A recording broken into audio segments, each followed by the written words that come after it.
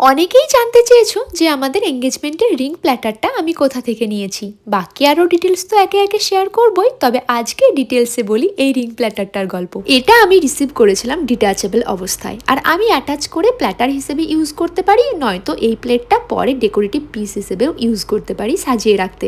তবে এই রিং মতো পার্টটা দেখে যেন একটু ফাঁকা ফাঁকা লাগছিল, আর ভরাট দেখাতে কি করেছিলাম ওটা দেখাচ্ছি একটু পরে। পেজটার নাম মেনশন করেছি স্ক্রিনে, Instagram handle with Facebook page name and contact details আমি প্রোভাইড করে দিচ্ছি। তবে নাসরিন এটা আমাকে অ্যাজ আ পিআর হিসেবে পাঠিয়েছিল। ও বলেছিল দিদি তোমাদের জন্য একটা রিং প্ল্যাটার আমি বানিয়ে উপহার দিতে চাই, ওই মতোই রেডি করেছে।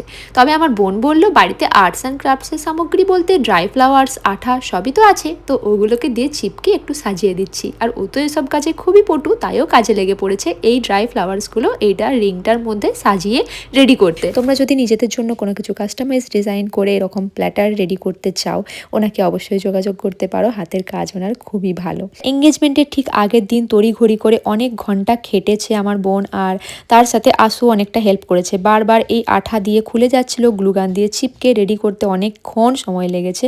তবুও ওরা কিন্তু এত সুন্দরভাবে অনেক পরিশ্রম করে প্ল্যাটারটা পুরো সাজিয়ে তুলেছিল। জীবনে সবসময় সবকিছু প্ল্যান মতো হয় না, কিন্তু কিছু কিছু স্মৃতি আমাদের নিজেদেরই তৈরি করতে হয়। যেমন আমাদেরও স্মৃতিতে গাঁথা থাকবে যে আমাদের এঙ্গেজমেন্ট প্ল্যাটারটা এদের হাতের ছোঁয়ায় সেজে উঠেছিল।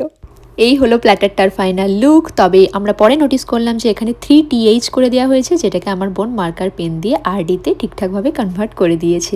But thank you so much হায়াস ক্রাফটসকে, তুমি এন্ড মোমেন্টে হলেও নিজের কথা রেখেছো আর নিজের হাতের এত সুন্দর কাজের একটা উপহার আমাদের স্পেশাল দিনে আমাদেরকে দিয়েছো।